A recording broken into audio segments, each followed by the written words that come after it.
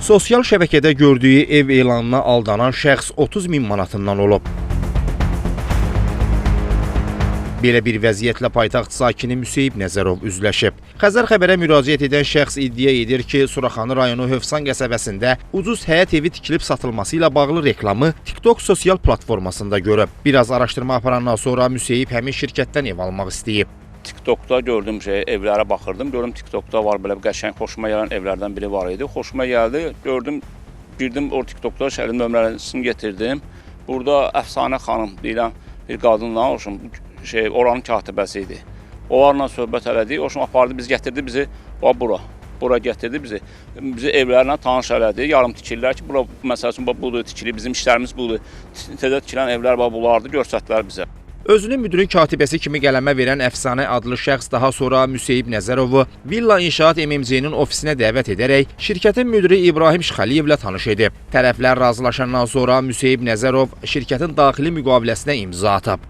Şimdi söhbət elədi, 30 mini çıxartdım, saydım, verdim əlbəli ona. Sonra ondakı müqaviləni bağladı, kağızları verdilər, bu sənədləri verdilər bizə. Biz də sənədlə gəldik. Nə qədər torpaq sahəsi və ev? Torpaq sahəsi demişdi ki, 1,5 sotun içində 78 kvadrat olacaq evdə. Neçə otaq? 3 otaq ev demişdi bizə. Biz də razılaşdıq oyla, 30 min saydım, verdim, getdik evə. Bəs aylığı necə olacaqdı? Aylıq gəlib çıxacaqdı 950-955 manat aylıq ödəyəcəkdik.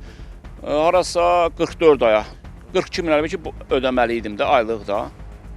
Evin tikintisinin gecikdiyini görən Müseyib Nəzərov Villa İnşaat MMC-nin rəhbəri İbrahim Şxəliyevlə danışıb. O da hər dəfə müxtəlif vədlər verməyə başlayıb. Bir müddət sonra isə qarşı tərəf vəd etdiyi kimi nə evi tikib, nə də pulun geri qaytarılması ilə bağlı hər hansı addım atıb. Əksinə, ofisi bağlayıb, reklam lövhələrini də söküblər. Biz də elə zərər çəkmişlə bərabər şirkətin ofisinə getdik. Ərazidə olanlar bildirdilər ki, həmin şəxslər bir neçə gündür ofisi bağlayaraq gediblər. Telefonlarını da söndürüblər. Zərər çəkmiş bu barədə ərazi üzrə 30-cu polis şöbəsinə gedərək aldadıldığına dair ərizə yazıb. Daxili İşlər Nazirliyinin mətbuat xidmətinin əməkdaşı Cəsarət Qəmbərli Xəzər xəbərə bildirdi ki, müraciət üzrə aparılan araşdırmalarla İbrahim Şxəliyev zərər çəkmişə qarşı dələduzluq etməkdə şübhəli bilinərək barəsində cinayət işi başlanıb. Hazırda həmin şəxsin yerinin müəyyən edilməsi istiqamətində axtarış elan olunub. İstintaq tədbirləri davam edir. Ramal Abdullayev, Vüsal Cəfərov, Xəzər xəbər.